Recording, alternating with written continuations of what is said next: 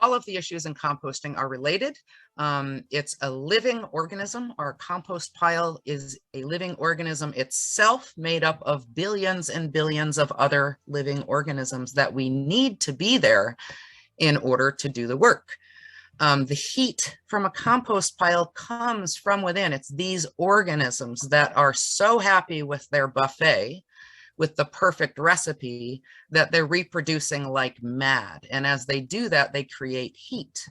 As they do that, they also use up oxygen because they're living organisms. And as the oxygen gets used up, our temperature changes and their activity changes.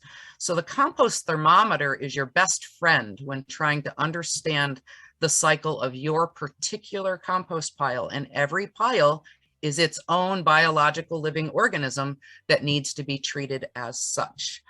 So creating that perfect buffet involves making sure they have the right food, the right balance of food, and we're going to go through in detail some of those things. Also making sure they have the right amount of air, just like you and I, and the right amount of moisture, just like you and I, and then also volume. If there's not enough volume, there's not enough mass to actually get the whole process going. So we're going to get into some of those details. These are the critters. So these are the party goers that you want to invite to your buffet.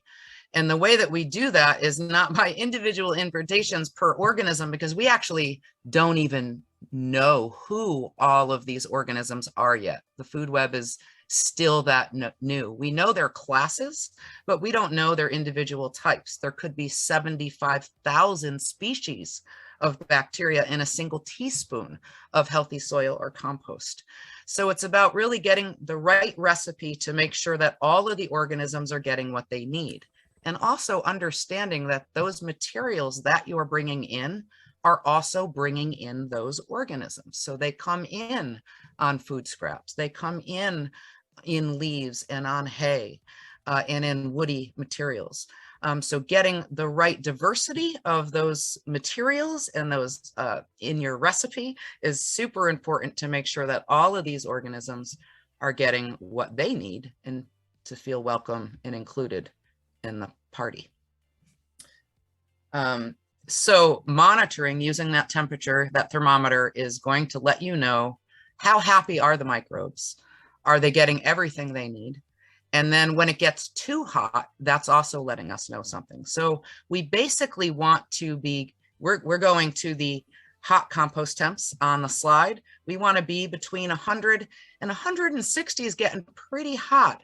When it gets up to 160 degrees, we risk getting anaerobic.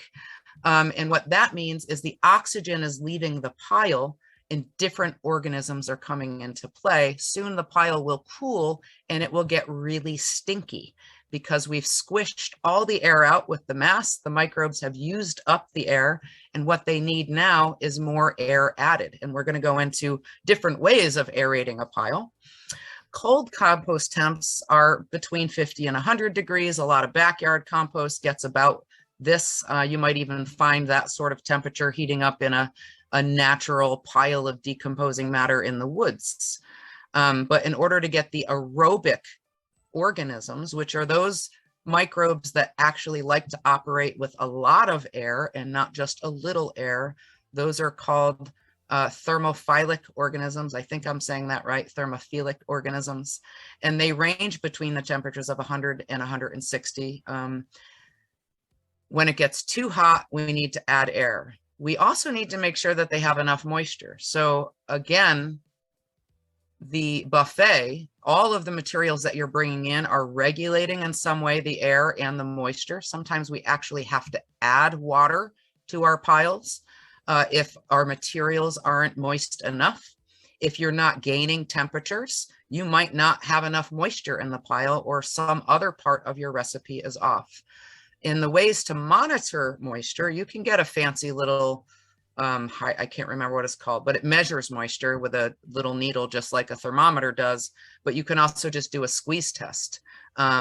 And we have for all of our farmers, we have that information in your folders, and we're happy to share how to do a squeeze test with anybody. Maybe we can bring that up in the Q&A. But just like that hand is showing you, it's literally you stick your hand into the pile. You can wear a glove if you're freaked out, but and you squeeze as hard as you can. And what you should get are beads of moisture between your fingers. If it's dripping wet, it's too wet. Everybody's drowning in there, and your pile's not going to heat up because there's too much moisture in there. If you get beads of moisture, it's basically perfect. And if you don't get any moisture at all, everybody's thirsty and they're not going to heat up because they're too thirsty. So that's part one of the squeeze test. And then you open up your hand, and what happens to that clump of compost inside matters. Does it stay in a big, wet, tight clump? Does it loosely crumble apart, or does it completely crumble apart? And you're looking for that middle of the road, sort of a loose crumble, showing there's enough air and moisture in there.